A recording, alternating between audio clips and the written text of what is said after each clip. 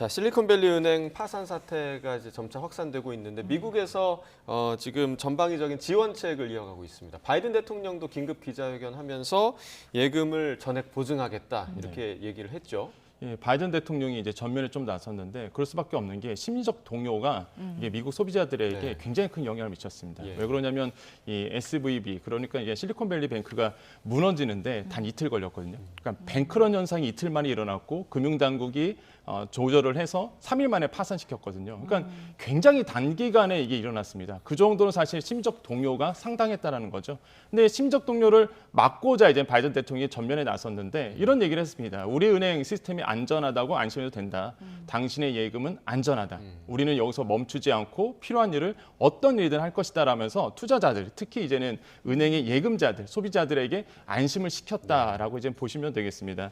이 3일 만에 파산하다 보니까 뭐 시장에 미치는 영향이 굉장히 그 영향을 줬는데 지금 미국 정부의 이제 사태의 대책을 본다 그러면 일단 예금에 대해서 전액 보호하겠다. 왜냐하면 우리나라는 예금자 보호가 5천만 원이잖아요. 미국은 한 3억 3천만 원 정도가 됩니다. 근데 문제가 거기에 예금하셨던 분들이 다 아시겠지만 실리콘밸리 그 기업들이에요.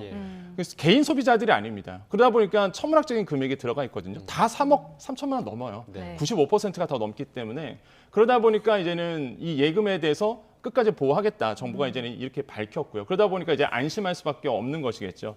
그리고 지금 이제 미국에서 이제는 논란이 되고 있는 게 그러면 이제 세금을 써서 이 은행 살리는 거 아니냐.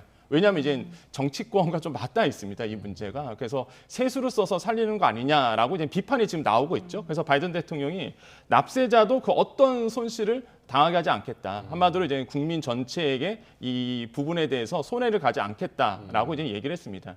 근데 사실 이것도 사실 끝까지 가본다 그러면 지금 정치권에서 좀 반대 얘기가 나오는 게 사실 우리나라도 예금보험공사라는 게 있습니다. 5천만 원까지 예금자 보호를 해줘요. 미국도 마찬가지로 연방보험기구라고 있습니다. 그래서 이거에 3억 3천만 원까지 보통 우리나라 돈으로 보호를 해주는데 기금이 만약에 고갈된다 그러면 어쩔 수 없이 이거는 세수 쓰는 거거든요. 네. 그러다 보니까 이런 얘기가 지금 미국 정치권에서 나오고 있어서 바이든 대통령에 대한 어떤 공격이 굉장히 좀 심해지고 있고 이런 상황에서 이제는 바이든 대통령이 책임 규제, 이제 책임에 대해서 끝까지 책임을 묻겠다 경영진들에게 이런 얘기를 했고요. 그다음에 말 그대로 지금 상황에서 본다 그러면 바이든 대통령이 정치적으로 약간 몰려있는 이 사태로 인해서 수세에 몰렸기 때문에 이런 부분에서 아마 강경치기 해서 금융 규제에 대한 부분에도 어느 정도 계속적으로 목소리가 나올 것이다라고 보고 있습니다. 네.